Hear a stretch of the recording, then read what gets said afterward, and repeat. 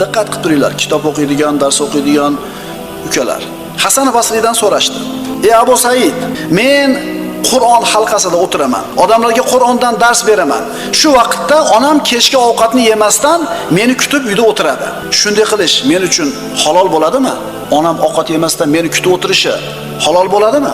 Hasan Basriy javob berdi. U bilan kechki ovqatni yeyishing va mana shundan onangni ko'zi quvonishligi men uchun tatovu qiladigan hajlaringdan ko'ra afzalroq dedi. Bu Qur'on tilovat emas. Ikkinchi marta, uchinchi marta borgan haj ibodatingdan ko'ra onangni oldida o'tirib, u bilan ovqatlanib, uni ko'zini quvontirishliging dedi. Oshim bor somor deb ketamiz.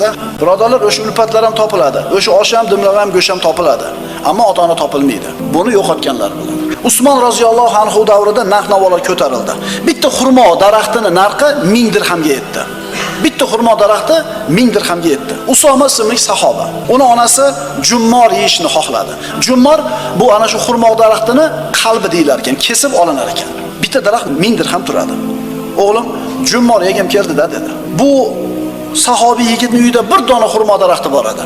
Hech ikkilanmadi, borib turib shat kesdi, o'rtasidan jummorni chiqarib onasining qo'liga berdi. Ashablari, nimaga bunday qilding, Hozir xurmoni qanchaligini bilasanmi narxi? Usoma nima dedi? Onam yeyishni xohlagan ekan. Agar jonimni so'raganida ikkilanmasdan jonimni ham berardim dedi.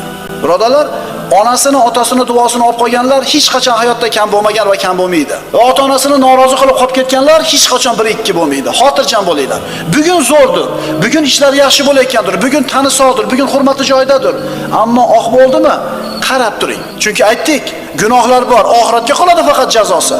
Gunohlar bor, dunyoda ham o'zida oladi.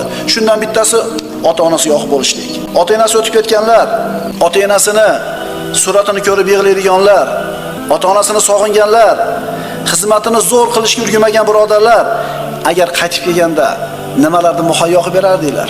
Agar qaytib kelishganda nimalarni muhayyo qilib berardinglar? Ota-onasi tiriklar, ana shu pushaymonni yemaslik uchun boshimizga qo'ngan qush ular. Pirratib uchib ketishi mumkin. Xizmatini qilib qolaylik, duosini olib qolaylik.